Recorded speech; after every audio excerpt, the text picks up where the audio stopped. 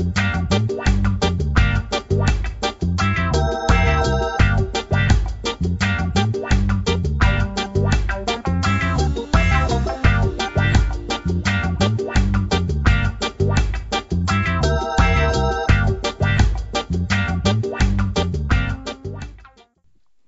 everyone and welcome to Caribbean Football Weekly Podcast, Episode 4, Season 2.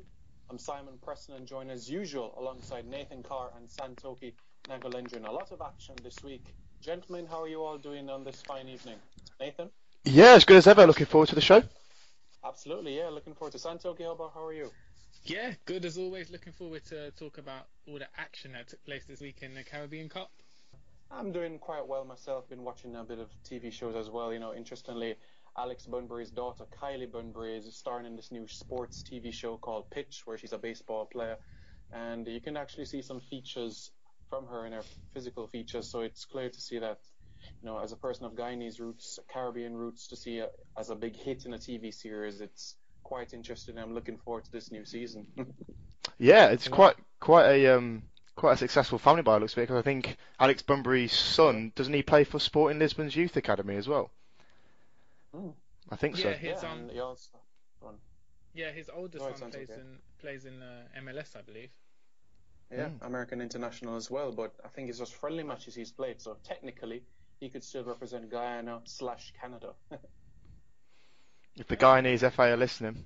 If they're listening, yeah, there you go.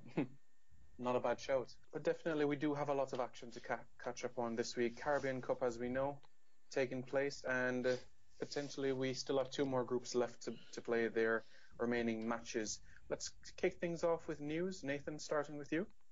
Yeah, so Kevin Molino, the Trinidad and Tobago international, he's been in the news for the wrong reasons over the last few days. He's threatened to take a year off from national duty.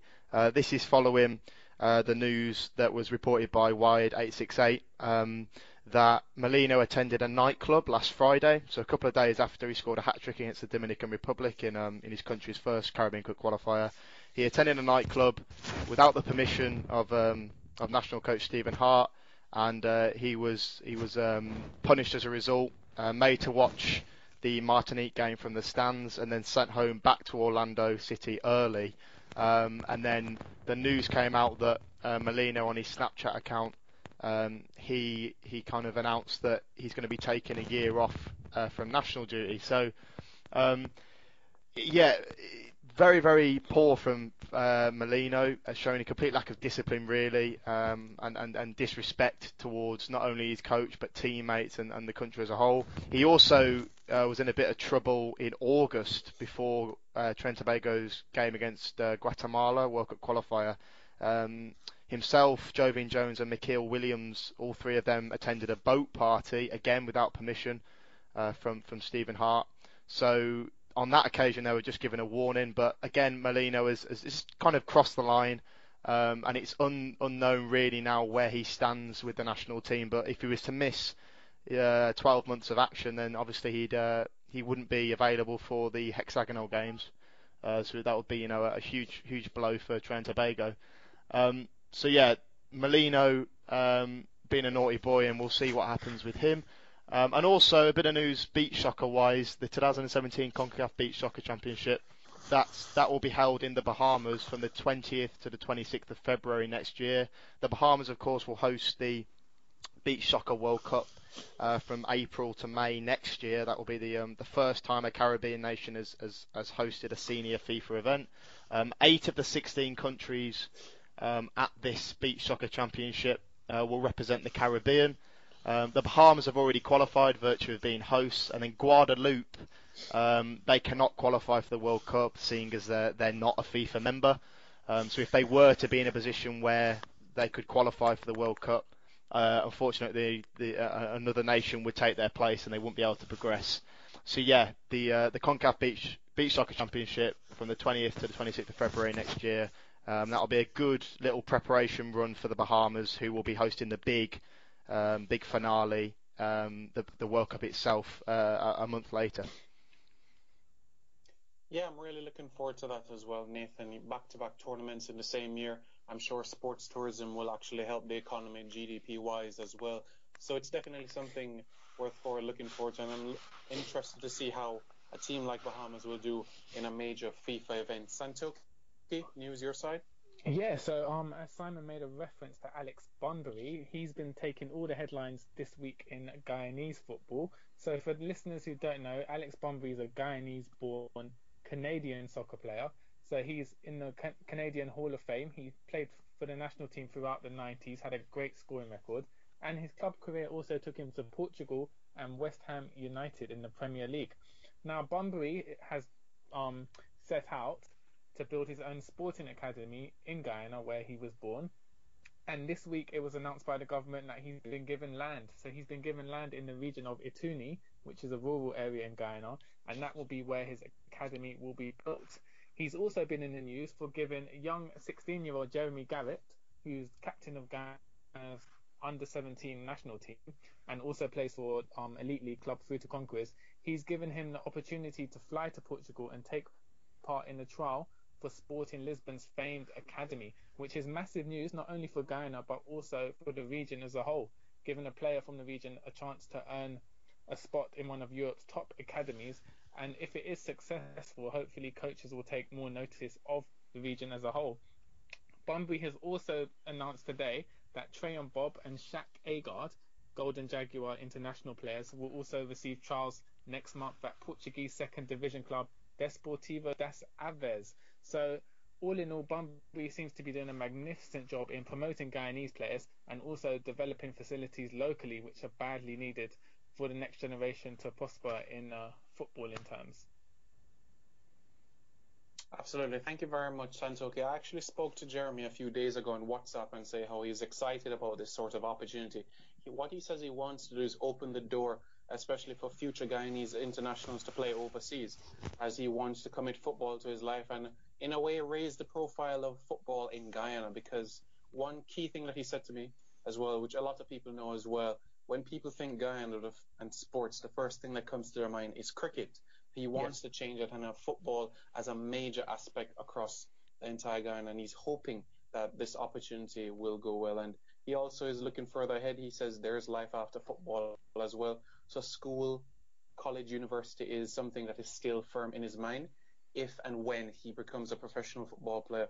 But looking at the academy that he's going, look at Sporting Lisbon that produced the likes of Luis Figo, William Carvalho, Eric Dyer, who's at Tottenham as well. I think he's in good hands once he applies himself.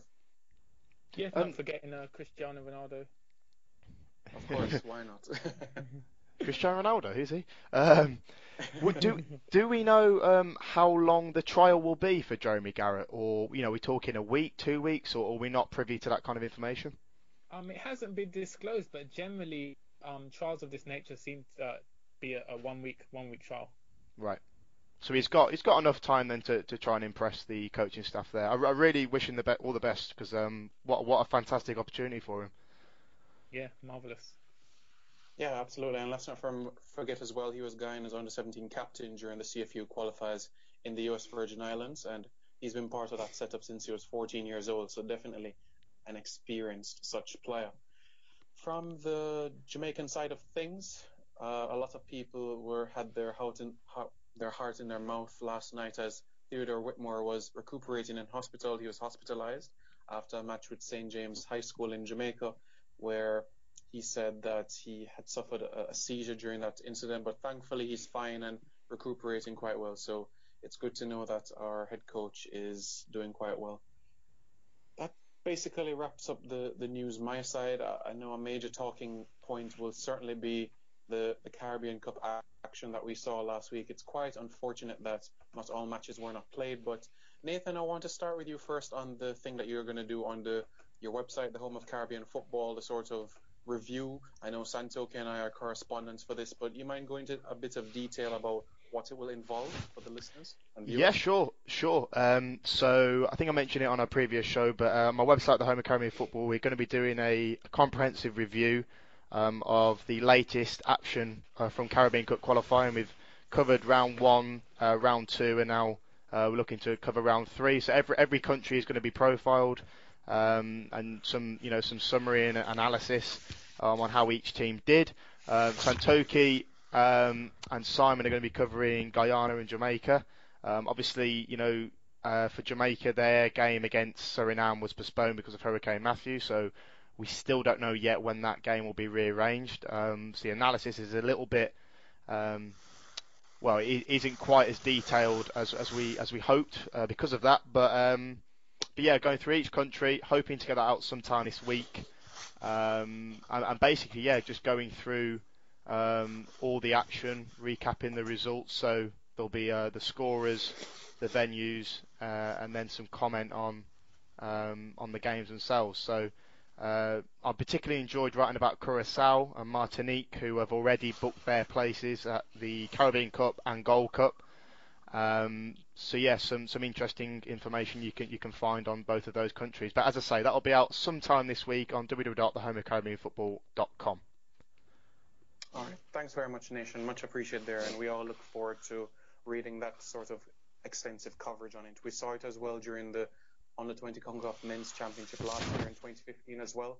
And definitely, whenever you do read this article, fans, get a drink, get a snack, as it's quite a lengthy article, so you can delve into it. So, let's kick things off with Caribbean Cup action. As we all know, Martinique and Curacao are into the CONCACAF Gold Cup from the Caribbean. Congratulations to those two countries. Really, really fantastic sight to the scene. But let's start with Group 1, Guyana versus Jamaica. Santoki, what are your thoughts? Well, where to start? So, Yeah. as we know, as we discussed on the last show, Guyana lost in extra time 3-2 to Suriname. They flew back to Guyana on the Sunday, and then there was drama as the players protested over money they were owed from the Guyana Football Federation. Now, this dates back to 2014 World Cup qualifiers, which took place in 2012. A lot of players were promised money by the Football Federation and still hadn't been delivered the money. And in addition, the Football Federation had not delivered any concrete proof of their payments for being in camp for the Caribbean Cup qualifiers. So on Monday, this led to the team boycotting training, so no training took place on Monday, and they were in discussions with the Guyana Football Federation President Wayne Ford up until the early hours of Tuesday morning. So not ideal preparation for one of the biggest games in your country's history. So heading into the game on Tuesday, the players were tired from having played extra time against Suriname. They hadn't trained, and understandably some of their minds were focused on off-field politics regarding payment and money. So not ideal preparation. But I would say the actual match against Jamaica, one of the most surprising starts to a match I've ever heard of. So Guyana took the lead through Adrian Butters. So Adrian Butters, a defender who's never really been in the first team. He's always been like a squad player or rotation player. So he's never been a key player of the Golden Jaguars. He plays semi-professionally in Canada for Vaughan Azzurri, and he's 28 years old. So he's never really been a key player for the Golden Jaguars. But amazingly, he scored his first 2 goals for Guyana as they raced into a 2-0 lead at half-time. Simon, do you want to discuss the second half? Well, it was quite an interesting second half, and you'll see a bit more details on the home of Caribbean football. The approach the Jamaicans gave to the second half was much better. You could sense in the Guyanese players, tired legs were starting to creep in, especially from the 120 minutes they played over the weekend against Suriname last week. And Javon Watson, to me, was an integral player in creating those opportunities for Jamaica from those deep areas. And he was the one that pulled Jamaica back into the game, where he scored the first goal. And, he was the first Jamaican player of 2016 to score a goal for Jamaica, which came in that 1-1 draw against Costa Rica. And he followed up again. And you could feel the momentum started to switch in a way towards Jamaica after that goal, despite if you look on different forums and on social medias as well, a lot of the Guyanese forums as well on Facebook, many were still backing a Guyanese upset on that evening. But, after that, and they started to fill in their own, we saw the momentum with the Jamaicans, and a penalty kick was saved by the goalkeeper Kai. And you could feel that maybe the Guyanese had the momentum back with them, but Omar Holness, when he came on for Jamaica in the 82nd minute, what an instrumental presence he was with the long balls as well. His physicality at 6'1.5", and I think that led us to get that extra time and half an hour. Nathan, I know you weren't able to see the entire game, but Santoki had a point to make there, yeah? Yeah, sorry, can I just add also the 67th minute sending off of defender Walter Moore was Mm-hmm. the turning point in the game from my opinion.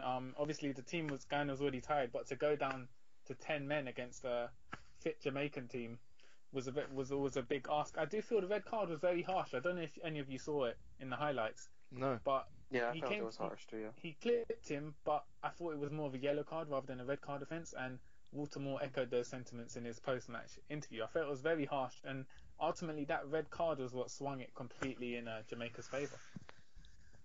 A shame for Walter Moore as well that he bows out of international retirement on a red card as well. Yeah. But yeah, but no, I thought Guyana were really in the ascendancy. Obviously, when they got 2 goals, Adrian Butler scores 2 headers. It's a little bit surprising, but I think you guys have touched on it. Just the fact that Guyana had played 120 minutes against Suriname, just 3 days earlier. Ultimately, they ran out of steam, and Jamaica were able to turn it on. I found it interesting, Simon, that you were saying that Jamaica turned to a more kind of physical, direct approach, and that they reaped rewards from that. Why do you think Why didn't they adopt that kind of direct, more physical approach in the first half? Why did they only kind of switch into that later in the second? It's quite interesting you ask that as well, because Theodore Tupper Whitmore, in his previous 3 spells, that was a sort of system that he had, where the second half and even the latter part of the second half go that physical sort of route. The first half, what he tries to do is take the sting away from the opposition, so to soften them up in a way so that the second half it pays dividends for them. And his record against Caribbean teams speak for themselves, as he only has 2 losses against Caribbean teams, French Guyana and Cuba back in 2012. So I don't question his approach when it comes to these Caribbean oppositions, and I think at the end of the day, pay it off. But still, Jamaicans are not very happy that we needed 120 minutes to get past Guyana, with all due respect. Yeah. Nathan, Especially after the dismal World Cup qualifying run as well, you'd hope that Jamaica would play with a bit more conviction. But sorry, Santoki, what were you going to ask there? sorry, I was going to say, Nathan, what would you make of the goalkeeping exploits of Kai Mackenzie Lau? He certainly had an eventful 2 games for Guyana and is making his debut on Saturday against Suriname. So how would you evaluate his overall performance? Yeah, 18, isn't he, Kai Mackenzie? 18. Yeah, I mean, not many 18-year-old goalkeepers making their debut and then scoring on their debut as well. So, on international, although I think Sam Cox, the captain, has tried to claim his 120th minute goal against Suriname, but yeah, he from what I've gathered and by all accounts, he did have a very eventful campaign. Plays his club football for Barnet, and it's a great experience for him, to play Suriname in tough conditions, score a goal. I know that I think he got onto ESPN FC and a couple of, pretty big American outlets as well, and then saved the penalty from Sean Francis in the Jamaica game. So yeah, I think still very young, and if he can continue to get called up by Guyana, then I think he's got a decent future ahead of him. But just a wider point on Guyanese football. I know that Jamal Shabazz has resigned following the 2 defeats, and Ian Greenwood, former Leeds United academy coach, has come in as the new technical director. Had a press conference earlier this week, and he was saying that Guyana need to develop their own kind of style of play, their own identity. But Santoki and also Simon, I'm interested to hear what you guys have to say on this. What do you feel is a Guyanese style of football? What is that? What is Ian Greenwood talking about there? Well, my initial reaction to that comment would be, if you've looked at Guyana over the last 5 or 6 years, their style seems to be they're a very, very attacking team. So they're very fluid going forward. They have a lot of wide men, a lot of pace going forward. But their defence has always been their weak point. Even in this campaign, they leak a lot of goals as well as score a lot of goals. So if you were to define a Guyanese style of play at this moment, it would be an attacking game. So playing with 3 up front, bombarding the goal, using the wings, and that would be their style. And the aim would be to work on the defensive defensive issues that they have, and also goalkeeping issues which have plagued them for the past few years.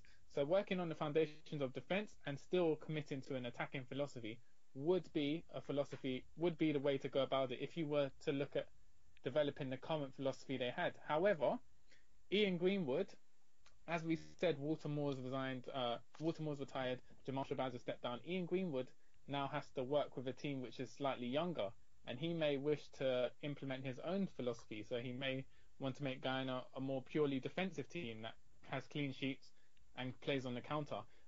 But so it's entirely up to him as to what his philosophy wants to be. However, it is a long-term process. I wouldn't say making a national team's defining philosophy can be done in 2 to 3 years. As we've seen with Germany and Spain, it will take 10 to 15 years of playing that philosophy consistently at all levels, from under 13 all the way up to senior level. So at this point, it's entirely up to the thinking of Ian Greenwood and what philosophy he wants to implement, whether he carries on with Guyana's attacking mentality or whether he decides to shift that philosophy to a more defensive one. But what he does need to do, and hopefully he will, is stay in a position for a long period of time and implement it at all levels. It's key, isn't it? Managerial stability if you're gonna actually achieve that philosophy. But what do you reckon, Simon? What I found interesting from that press conference as well when I was watching it, as we know, it's a 4-year contract that has been given to Greenwood. But if you look at his quotes, he was saying something that we can develop in the next 5 to 6 years. So it's like he's buying himself another 2 years for him to get the job done in a way. And what I understand as well is that his major responsibilities and duties will be toward the youth teams, the under 17, the under 20. So I'll be looking keenly on the next 2 years or so for the next cycle of CFU under 17 and under 20 qualifiers to see how they match up. Right now, I think it's an important time to go through the school systems, pick the best talents, and bring them in on a monthly basis. And I just hope that with the GFF, that they'll be able to compensate him consistently so that he doesn't have to leave, because I find that a lot in the Caribbean that is an issue. So if they can sort out that issue, I can definitely see a future for Guyanese football in a progressive light. Yeah, sorry, I was just going to add the previous technical director, Claude Bolton, he was from Canada. He previously said similar things about developing a philosophy, but he ended up leaving the role after a year. So again, it's finding someone who's willing to stay long term and implement that philosophy, because obviously if someone leaves, the next person coming in may have different ideas and targets, and so you just need that consistency. You're absolutely right. I remember as well, I think it was Kevin McGreskin, the Scottish coach who was technical director of the Bahamas. He came in with the same kind of rhetoric, talking about establishing a philosophy and starting from grassroots up, and then he left after I think a year or so. So having that actual confidence to stick with the guy that wants to implement that philosophy is absolutely key. But I just thought that was an interesting backstory to this game. Sorry, also interestingly, to go back to the goalkeeper Kai Mackenzie Lau, he's also interesting. He's half Guyanese, half Jamaican, so he was eligible to play for Jamaica. And I know the Guyana Football Federation was keen to keep his recruitment under wraps, so as for not Jamaica to find out that he was eligible for the team. Wow. Yeah, but I think Jamaica's goalkeeping situation is doing quite well, to be honest. But it is quite a huge depth of goalkeepers. We do look overseas as well. You have a Chelsea, Jamal Blackman, who was qualifiers as well. A few in the lower leagues, Reece Charles Cooks as well. But locally, they prefer the local-based goalkeepers quite well. Jamaica has a history of producing a lot of genuinely big, strong, and tall individuals across the island. So it's not a big issue where that is concerned. Once they get the fundamentals down, I think they'll do quite well. But another thing to add about that, Nathan, when you're talking about the technical director in a long time and stuff, I remember Peter Nowak as well, who was the former head coach with DC United as well. He was a technical director at Antigua and Barbuda in 2014, and he only stayed a year. And he stressed the importance of time. So it just shows that it's not a consistent thing in the region, but we need to change that. Yeah, Craig Harrington's another one with the Turks and Caicos Islands. I think he was there for about 1 or 2 years, and then he left. So yeah, there are countless examples. I think with Antigua and Barbuda's case, isn't Ralston Williams now the head coach and technical director. He's doubling up Yeah. as both jobs. It's just not feasible. Yeah. So Yeah, jack of all trades. Yeah.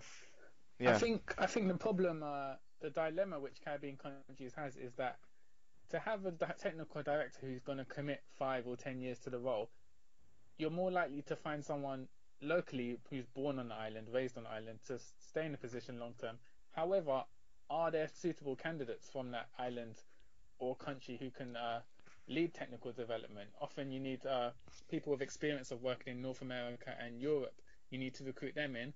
But then again, are they going to commit to staying in a country which they have no roots to for 5 or 10 years? So it does present a dilemma for the smaller nations in the Caribbean.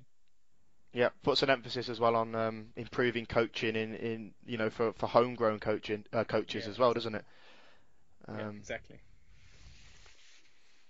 Yeah, and I'm all for the FIFA clinics that they have in different Caribbean islands as well, improving coaching at the different levels. So if that can be on a more consistent basis instead of once every 6 months, then I'm for that, because that's the only way you're going to improve. I think what is done in Europe is professional, and I think it's about time in the Caribbean that sort of approach is taken in coaching.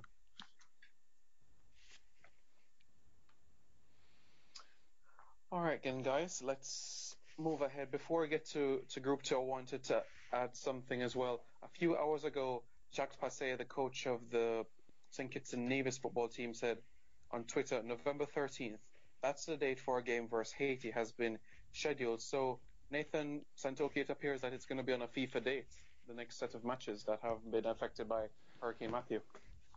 Right, that's it. So November the 13th, did you say, Simon? Yeah, that's correct. That's interesting. That's because I believe the playoff matches are going to be taking place from the 9th to the 15th of November. Correct. So if a rearranged game is happening on the 13th, I'm just struggling to see how. It was basically to determine who goes through automatically and who goes through the playoffs in Group 2. We have to have the Haiti-French Guyana game and the St. Kitts and Nevis Haiti game. Yes. Both of those need to be played before the 9th, really. So I'm not quite sure how that's going to work logistically.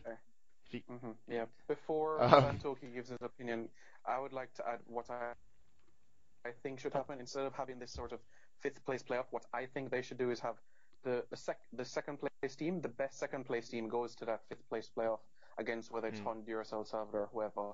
I don't know what you guys think about that. Santoki, what do you feel?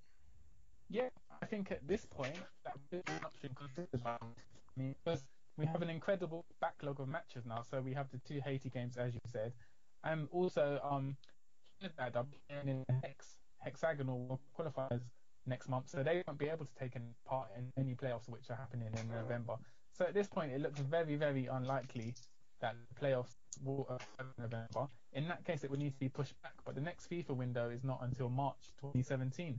So we could see the CFU just think the easiest solution would be to commit to your idea, Simon, and the best second place team eventually goes through without the need for a playoff. I was an advocate for that initially. Yeah, I mean, I agree. So I was an advocate for that initially, just having the best runner-up, because it's just more simple. I understand having these playoff games because it gives nations who wouldn't usually play many competitive games a couple more under their belt. So that's kind of a pro. But we're in this situation now where, as you say, there are a lot of games that need to be played. There's the whole situation with Trinidad and Tobago in the hexagonal World Cup qualifying next month as well. So yeah, just having the best runner-up, determining that through first of all number of points, if needs be, going to goal difference, and just having them go through to the playoff against Central American team, because if this is true and it's the 13th of November, that wouldn't really compute anyway, because from what the CFU have released, the playoff games begin on the 9th of November anyway, unless they change those rounds. So I think it's hard to kind of predict what they're going to do. Hopefully common sense prevails. I know it will be harsh really on the other two that wouldn't be able to compete if we had the best runner-up going through. But just the sooner that these playoffs are played, if they're going to happen, the better really. and particularly in Group 2 because, Haiti's games, both of them postponed. We really don't know what that group's going to look like until those matches can be rearranged and played.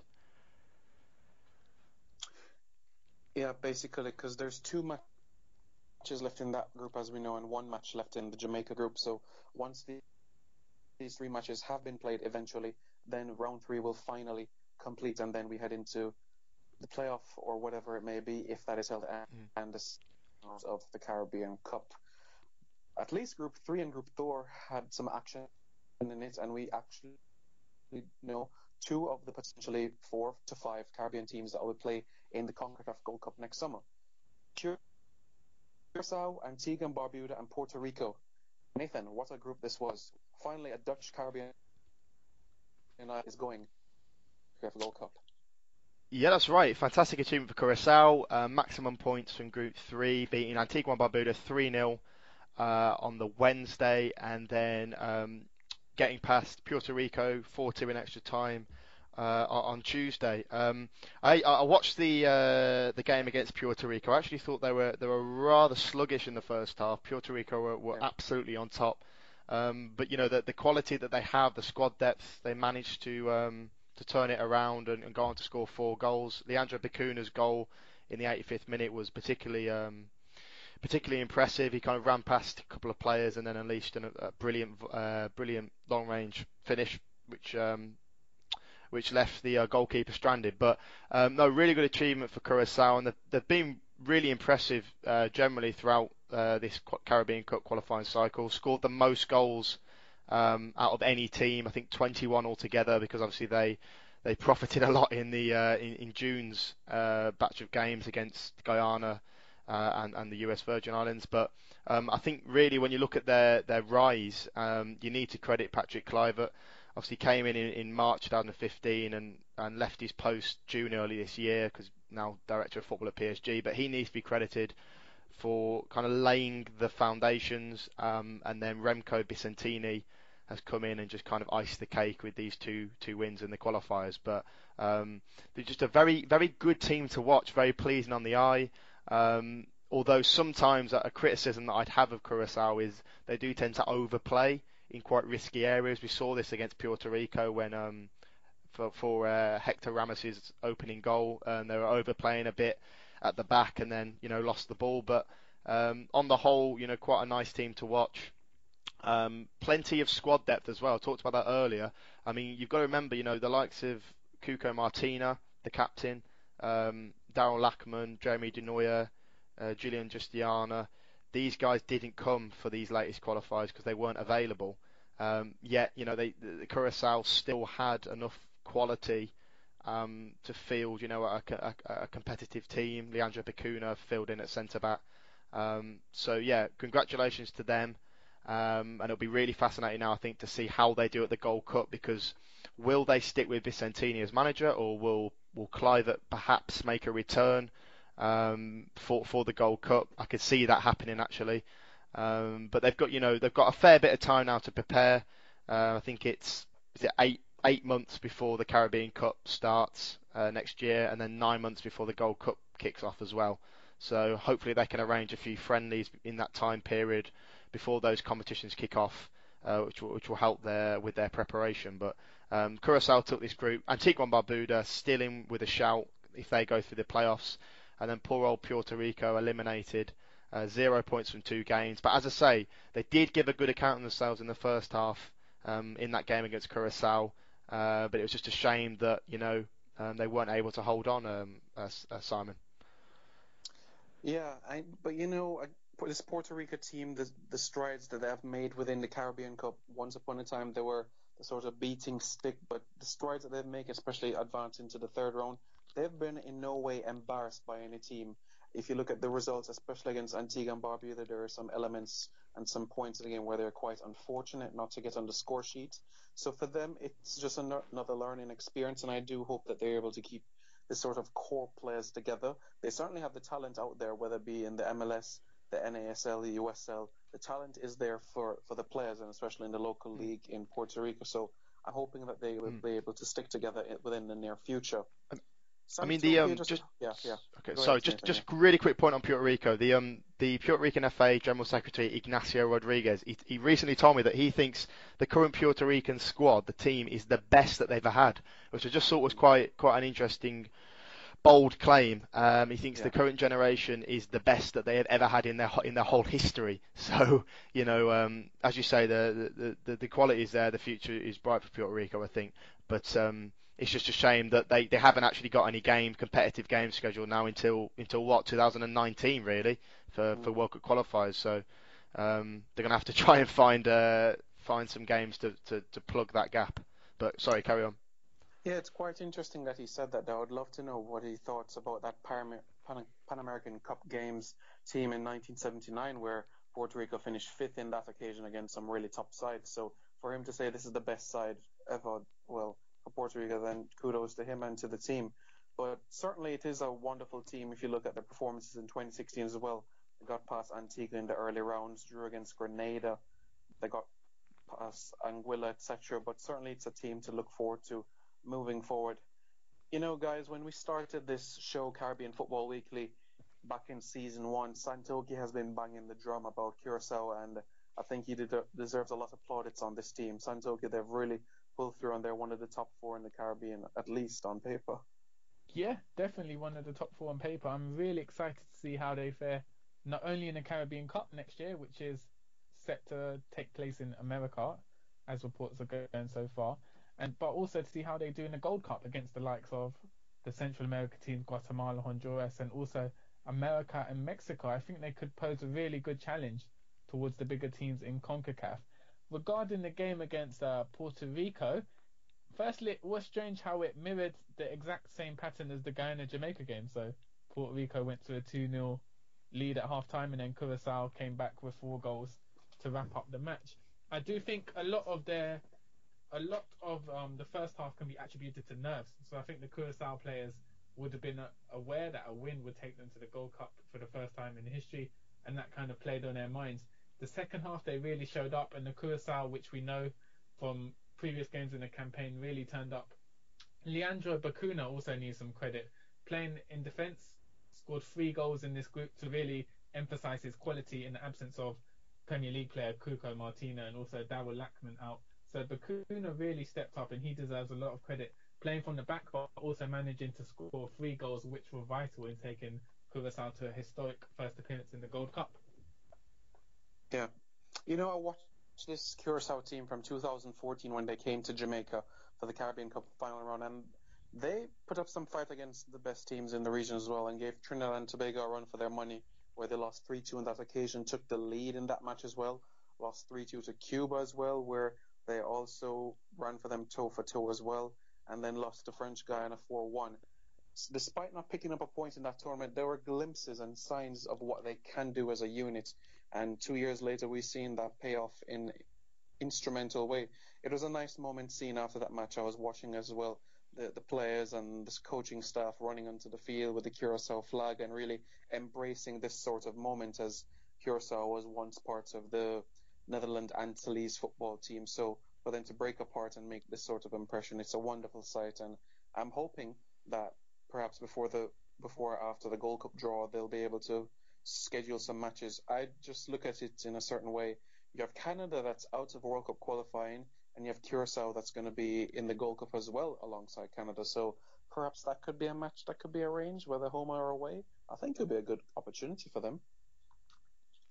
Yeah, definitely. And it comes back as well to the point about Cliver. And if Cliver comes back into the program, then I suppose just his name alone, that draws, you know what I mean? That draws a lot of potential interest. If somebody like Patrick Cliver is involved. I mean, what do you guys think quickly? I mean, on Cliver, do you think he might make a return, or will Vicentini stick with the manager's post?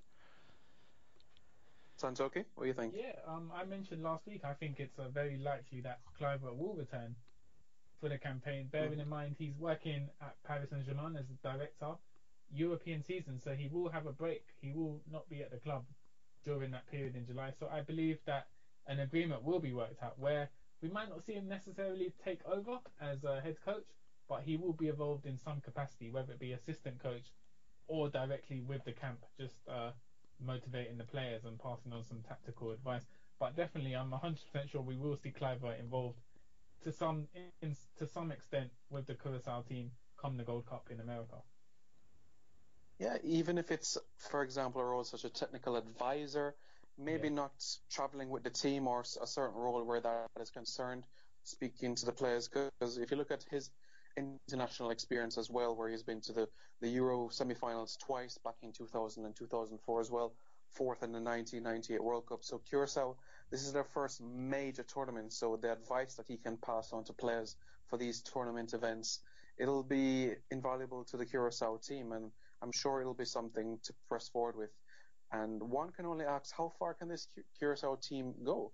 What would be a success for them? Would it be a semi-finals appearance? Are they happy just to be in this tournament? What's the next step for this Curacao team? I think they shouldn't just, I mean, obviously it's a great achievement. They shouldn't just be content, I don't think, to make up the numbers. Realistically, I know it's 8 or 9 months off. Realistically, I think a quarter-final berth would represent a very, very successful campaign. If they could get out the group as one of the top teams, or via the third place system, I think quarterfinals would be good. And also, what stands in their favour, Curacao, is that they are an unknown quantity to a lot of opponents. I don't think that the likes of the USA or Mexico or Guatemala or whoever, Honduras, will know a great deal about Curacao, because obviously they will be the new boys, so that might stand in their favour.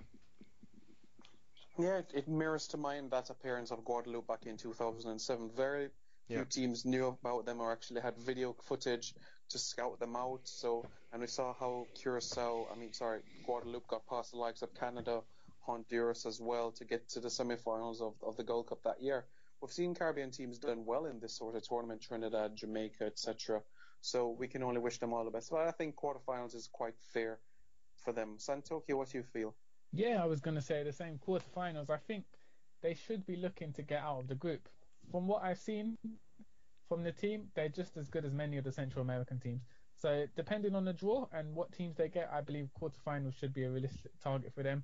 And again, as you say, a lot of North American teams, so North American and Central American teams, don't seem prepared for Caribbean teams in the Gold Cup. Maybe that's because they underestimate them, don't take them seriously, but it does seem that Caribbean teams can spring upsets in this tournament. Definitely. 2015, of course, all 4 Caribbean countries got to the knockout phase for the first time. So, it's improvement is happening. It certainly is happening, and let's hope that can be replicated as well. One thing for sure that we know is that they'll definitely have a North American team in their group, whether it's Canada, the United States, or Mexico. They'll have one of those 3. So it's about time that at least the coaching staff has an idea to prepare for either one of these opponents, definitely, whether it's a physical approach, a tactical, whatever it may be, so they can have in their mind what they can expect. It would be certainly something to look forward to. The traveling as well, logistics, going to a different city or a state every 3 days, how will they adjust to those sorts of things? But definitely, I'm sure it'll be something that they can manage moving forward. Our final group for this discussion, Group 4, Martinique, Trinidad and Tobago, and Dominican Republic. Trinidad and Tobago once again will not be Caribbean Cup champions in 2017. Martinique heading to the Gold Cup. Congratulations to them. An Overseas Department of France, a non-FIFA member, but a CFU member, heading to the Gold Cup. Santoki, surprised? Yeah, very surprised. I know you predicted it last week, Simon, but I believe you were the only person in the world to predict. Brilliant prediction.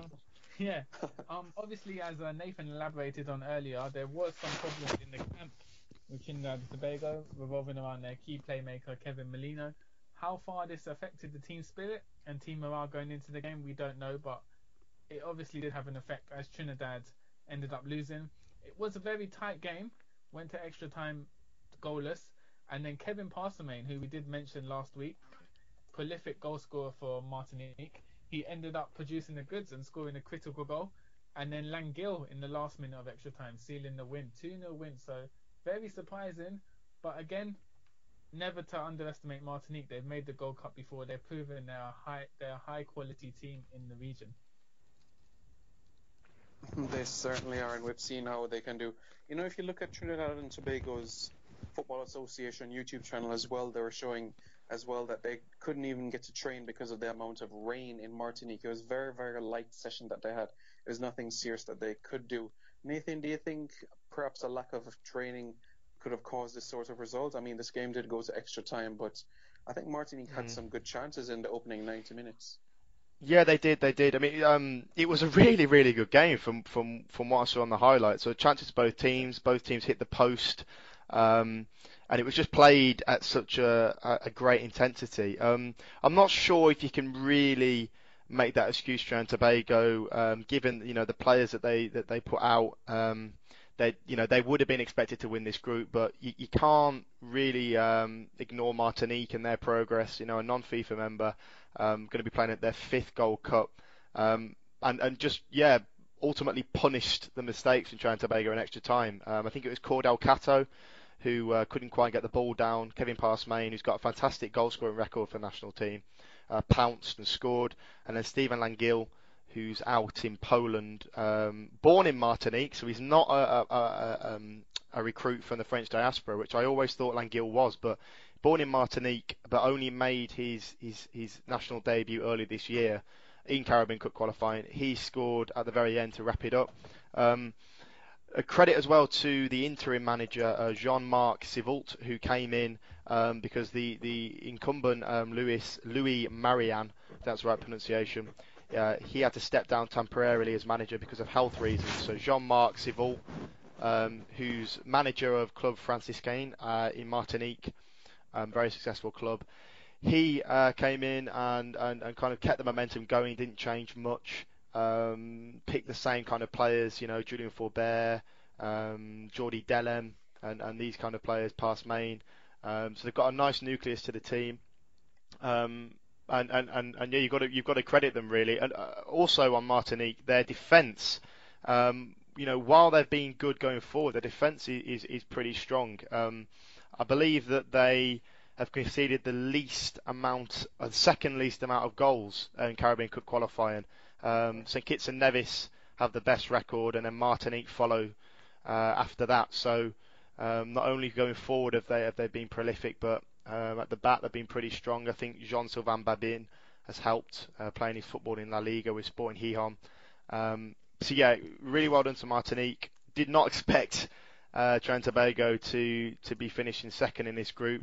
So won't be at the Caribbean Cup. We'll have to go through the playoffs. And as Santoki has said, that the Molino situation, I think, there were problems in the camp. There's a bit of division, it seems. And Stephen Hart doesn't seem to have total respect from all of the players. And that's kind of transferred over onto the pitch.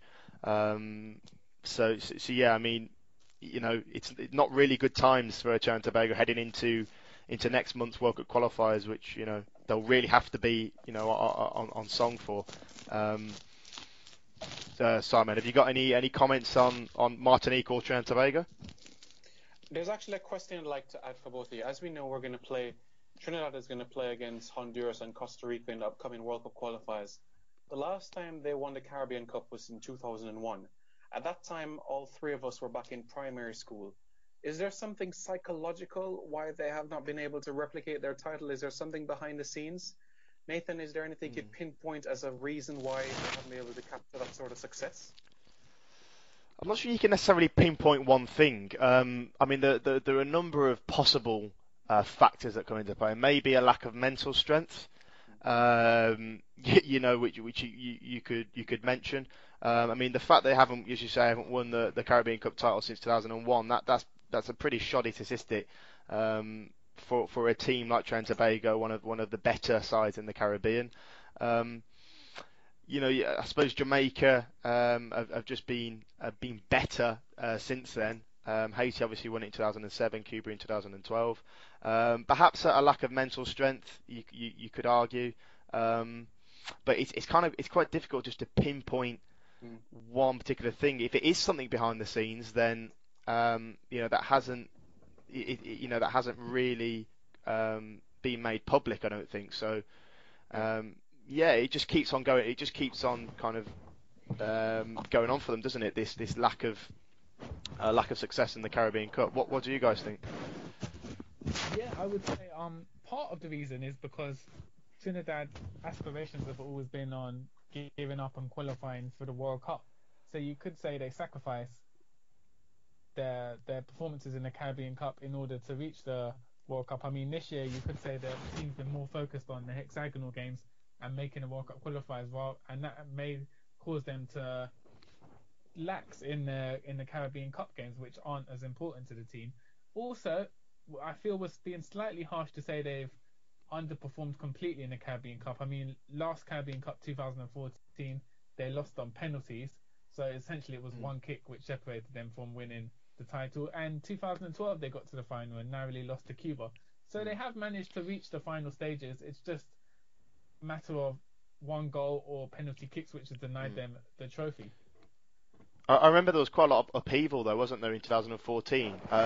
They were going to, I believe, boycott the final against Jamaica, but they eventually played. So I remember Kenwyn Jones talking about the federation and the general administrative incompetence of the TTFA. So maybe what Simon said, the behind-the-scenes stuff and administrative problems, perhaps that hasn't helped them either when it comes to. I mean, at your point about, they have made the final, but, just that kind of final bit to go over the line, maybe they haven't quite had it. But it's a shame that, they won't be at the Caribbean Cup this time around. Yeah. I have my own theory on it as well. If you look at the Trinidad and Tobago side that was successful in the late 90s and the early 2000s, they had players who were snides in a way where they were quite determined and quite tough, especially on the ball. You think about the likes of Stern John, Dwight York, Arnold Dwarka, quite hard men. You would compare them to like a Roy Keane sort of player. But if you look at the players nowadays, it's hard to really, it may come across not strongly like not calling them men but calling them boys, but they may not have that sort of mental state that these players once had about the pride, passion of representing your country, the more higher players, you could say, more concerned about their clubs and what the dollar they might be getting there. But I just feel that is one deciding factor. And Santoki has a good point as well. They have been quite unfortunate. 2012 in Antigua, 2014 in Jamaica, 2007 back home. So there are times when they could have at least gone to 11 titles. It's just how football is at the end of the day. And the teams that have won the Caribbean Cup have had to work extremely hard. Jamaica, Trinidad, Haiti, Cuba, Martinique, they've all done the region proud. I mentioned for Dominican Republic as well. We're going to talk about them at all? Yeah. Oh, if you guys want to just quickly mention the Dominican Republic, obviously eliminated. I think after the first game, 0 points for them. For me, the Dominican Republic are just sleeping giants of the region. Just one of the biggest countries in terms of population in the Caribbean. And a pretty big diaspora in Spain. Got their own professional league, having come into play in 2015, but they don't seem to quite ever, kind of make it or achieve what they should be achieving. Is that a fair thing to say about the Dominican Republic? In my opinion, yes, it is fair.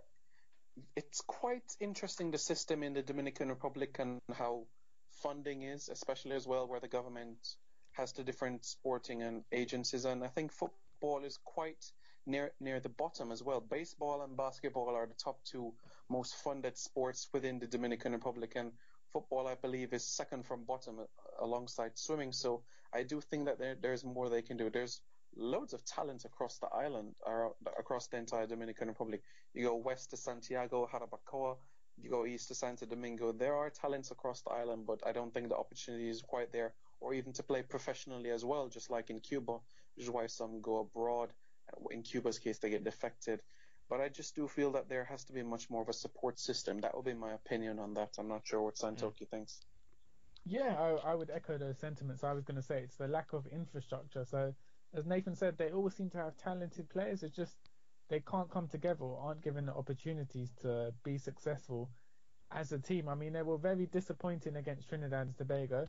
Admittedly, it's very hard to go to Trinidad and try and get a result, but they were completely out of the game by half time, 3-0 down at half time, and they really struggled. Against Martinique, it was a better performance, but again, they ended up conceding a last minute goal, and their campaign abruptly came to an end.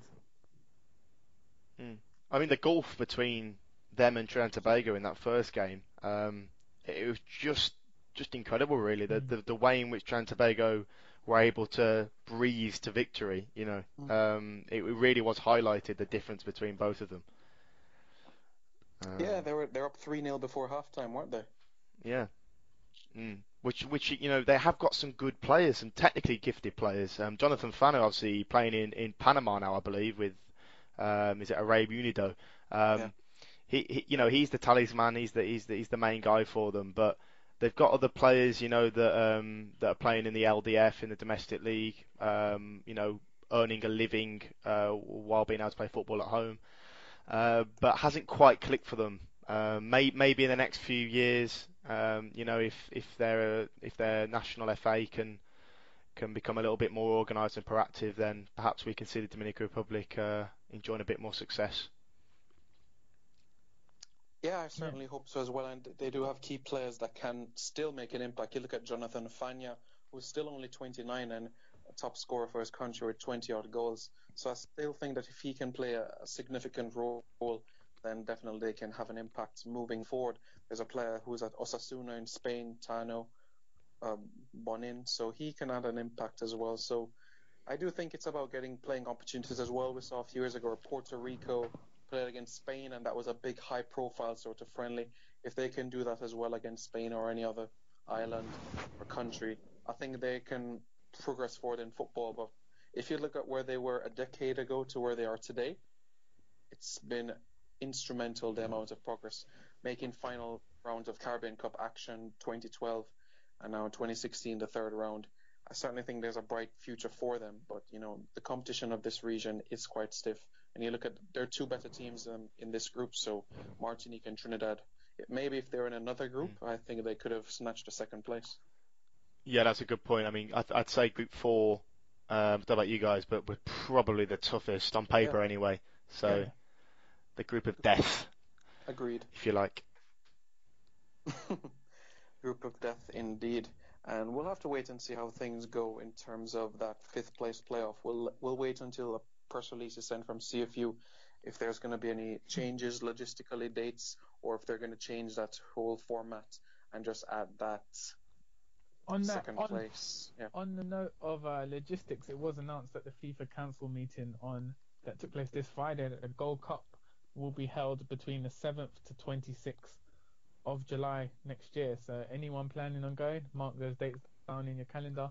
7th to 26th of July. The venues have not been announced yet, and we're still awaiting the host country for the Caribbean Cup next year. It's strongly rumoured to be USA, but nothing official has been confirmed by the CFU or CONCACAF as of today.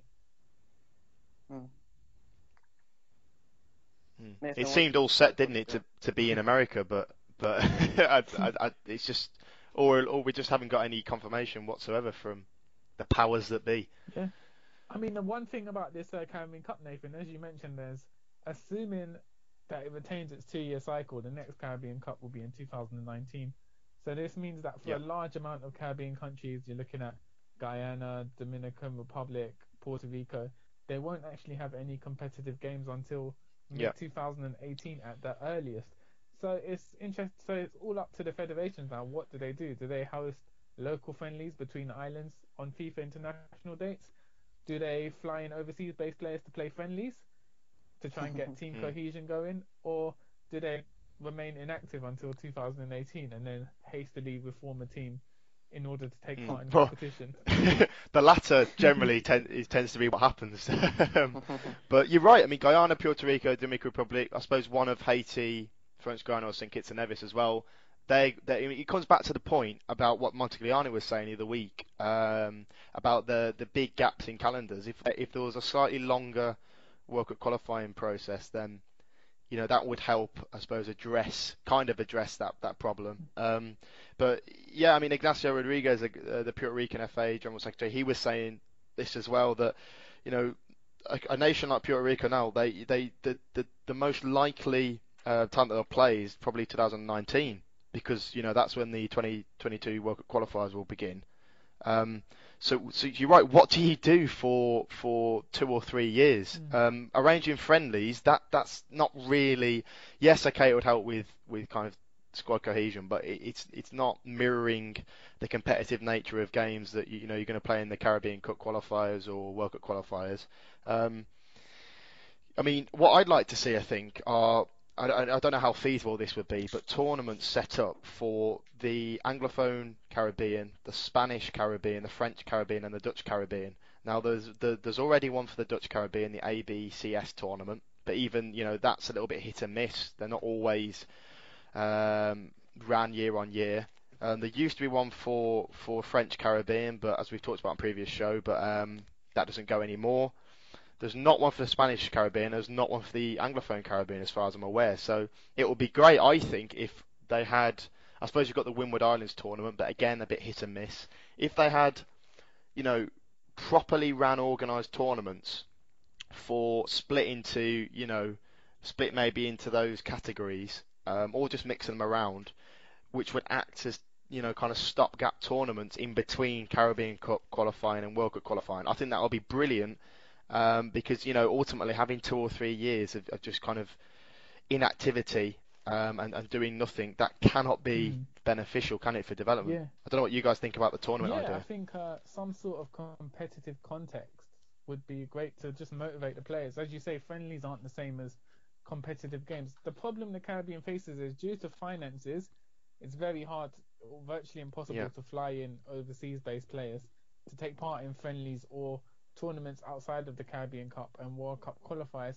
It's also hard to convince players. If a player's playing in England or France or Holland, how are you going to convince them that they should use part of their break to fly over and take part in qualifiers which aren't World Cup qualifiers? And then this is why it's problematic in the Caribbean, because when you do have World Cup qualifiers, you suddenly hastily bring in overseas-based players who are either new to the team or haven't played in the team in a long while. And this ultimately makes it very hard to form a team unity within the short space of a camp. Yeah, it's interesting the view that both of you guys had. The only challenge I would say for Nathan's point about the Anglophone Caribbean as well is it's a large number of countries in the Caribbean that are Anglophone Caribbean, so that might be a challenge. I was recommending something, maybe the Commonwealth Games, where perhaps you take 6 or 8 from the Caribbean, as it's the largest region in the world that has the most English-speaking countries, a Commonwealth Games, but still that is every 4 years. It is problematic because it is once you're inactive, you're going to fall in the FIFA rankings, and when time comes around for Caribbean Cup draws and World Cup qualifying draws, you're going to be low seeded, and it's the same problem over and over again. So there needs to be some sort of stopgap. I do agree. I mean, you look at other continents. South America don't really have this problem, do they? Because they've got a sound World Cup qualifying process in place, where every country plays every country, and was it to go on for about 18 months or so? Yeah. And then Europe don't really have that problem either, because once you've played the Euro qualifiers, and then actually if in the Euros, then pretty much after that the World Cup qualifiers begin. So it's an ongoing cycle, always kind of playing games. There were no kind of huge gaps. I suppose it's only really an issue in the CFU, I suppose in Oceania as well, because of the lack of nations. I mean, you look at a country like Canada. The point was made the other day actually by somebody on Twitter. I mean, at least the Caribbean nations have the Caribbean Cup qualifiers sandwiched in between. I mean, a team like Canada, they've only really got, because they automatically qualify for the Gold Cup, they've only really got the World Cup qualifiers, haven't they? Yeah. To actually rely on. Just say if Canada were to be knocked out early, say they suffer an ignominious defeat to a minnow, then they'd be pretty stuck. They'd only have to really play friendlies to fill the time. So out of interest, why do Canada get an automatic spot in the Gold Cup? Because they're a North American team. Yeah, it's the same with Mexico and the USA, isn't it? Yeah, okay. Precisely. That's very strange, though, that they get an automatic spot based purely on geographical location rather than. I mean, USA, Mexico, you could argue, because their rankings are always so high. they could warrant an automatic buy into the tournament. But Canada is very strange that they do get through straight away. I mean, I'm not being funny here, but I mean, Canada for me are a very, very average football nation. They haven't qualified for the World Cup since what, 86? 86, yeah. 86, Under Dale and Mitchell, this kind of this confusing favoritism that's given to the North American bloc, particularly Canada as a quite a low, average, mediocre team. I can't quite get my head around it really. I think it's a bit stupid how kind of CONCACAF give priority to the North America. I suppose it's because they ultimately bring in the most revenue, and I think I read the other day that Mexico and USA, I think they generate 91% of CONCACAF's revenue. 91%. So that's right. Well, if you look at the Gold Cup, it's only ever been hosted in the USA, which is very strange for an international tournament. And Mexico. Has it? And Canada and Mexico, yeah. Canada 2015, yeah. Mexico when Jamaica came third in 1993 and 2003, yeah. Okay. For the first time, Canada in 2015, wasn't it? Yeah, that's right, yeah. So further on to that, it's never really been for international tournament. It's never taken part in Central America or the Caribbean. It's kind of just always been in North America, which is very strange for an international tournament to just be. And you're right. I mean, and if you look at the Caribbean as well, what are the Caribbean kind of known for generally? A lot of Caribbean islands are known for tourism, aren't they? For the hospitality. Yeah. So particularly the Bahamas. Why can the Bahamas not host, in theory, maybe joining up with another nation, the Gold Cup, or Jamaica with the tourist industry there? Yeah. There are other places. Trinidad, Trinidad. It would be nice, I think, to try and share it around. But I suppose it comes back to the point. CONCACAF, it doesn't really matter what way you slice it. They do favour the North American teams. And I can't see that changing anytime soon, unfortunately. I suspect that the USA will once again host the Gold Cup, won't they, next year? That's right. Yeah. Every time. Sorry, but go ahead, Simon. Go ahead. No, go ahead. I was just saying they do that to the under 23 Olympic qualifiers as well. The USA hosts every single one.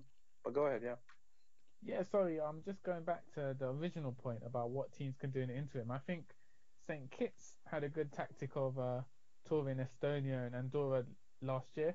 So I'd like to see more Caribbean teams reaching out to European teams or other continental teams to try and get experience, especially for their local players to play opposition who may be of higher quality than neighbouring island players. So that'd be interesting. And also you've got Estonia are touring the Caribbean in November, so they're playing St. Kitts and Antigua. So I think more links between the continents would help the region, definitely. Yeah, I agree with that. It comes back as well to what you're saying about the South American Caribbean nations like Guyana, Suriname, French Guyana. If they can build some links as well with the South American nations from CONMEBOL, again, you form links, you build up relationships, and it helps with development. Definitely. It does, even when Jeffrey Webb was the president of CONCACAF, he did an interview with Sportsmax and he said, the Caribbean has the best beaches, sports tourism, why can't we host a beach World Cup? And I think he was instrumental in helping Bahamas get it before he had his little incident, I think. So I'm looking forward to having, a team in the Caribbean hosting this sort of FIFA event. Of course, we've seen Trinidad hosting under 17 FIFA World Cup for both men and women. But for me, I'm more excited about this sort of tournament. It's an opportunity for the Caribbean to shine, to get more sorts of events like this. Yeah. Can you imagine as well, guys, the kind of the carnival atmosphere, and the beaches and the hospitality, the food, the general kind of culture and environment. Can you imagine how good that would be as a football fan, to experience that? Because it's great, it's great for CONCACAF generating the revenue from having, the Gold Cup in the USA, for example. But you wouldn't quite get the same authentic experience, I don't think, that in the Caribbean. Imagine if it was in the Bahamas or Jamaica. The whole experience will be so much different, and I think better than having it, in America or Mexico. Yeah, definitely, I agree. That carnival atmosphere. Hands down there, you look on another element in cricket, the amount of atmosphere they get for the Caribbean Premier League. It's developed and marketed as a party atmosphere. as their motto, the biggest party in sport. And as you said, Nathan, about the carnival atmosphere, the beaches, the drinks, etc.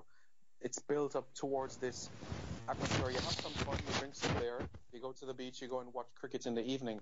With this beach sort of soccer format, it's geared toward that as well. And Caribbean teams need more opportunities. The Cayman Islands, the Turks and Caicos Islands, Bermuda. Why not?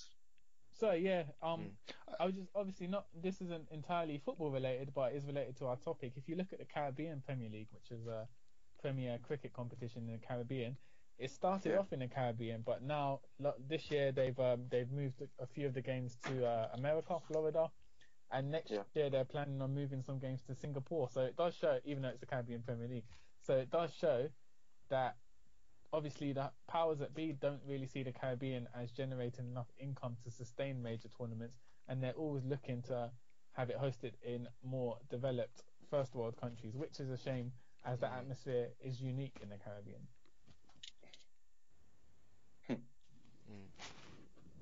Yeah, it's quite interesting. I think the hotels are there and the general tourism industry, but what would kind of what would be the problem is the lack of football infrastructure. Yeah. So there's a lot of cricket stadiums. So say hypothetically, if a tournament was to be held in the Caribbean, say the Bahamas, yes, the hotels will be there, yes, the beaches will be there, yes, the hospitality will be there, but would the football infrastructure actually be there with the popularity of cricket? I'm not sure it would. So there would have to be quite a lot of investment, I think, in football-specific infrastructure to balance and go with the hotels and so on. If that makes sense. I would say the Caribbean Cup next year is a perfect opportunity to have like a test one, because it's only 4 teams. It's essentially a weekend of football.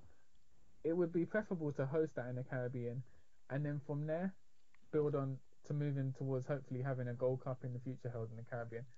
I feel that this Caribbean Cup, because it's smaller than the usual Caribbean Cup and it's taken over a short period of time, have a test run in a specific country like Jamaica, and then build on that, and try and use the lessons learned to get the Gold Cup in.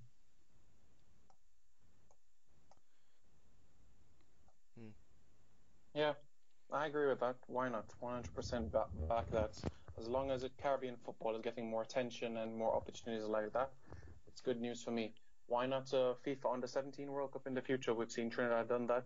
And I think they have 10 or more FIFA official fields across the entire island. So I think if more Caribbean islands can ensure that they have FIFA official sized fields and proper stands, I think they'll go far away with doing so.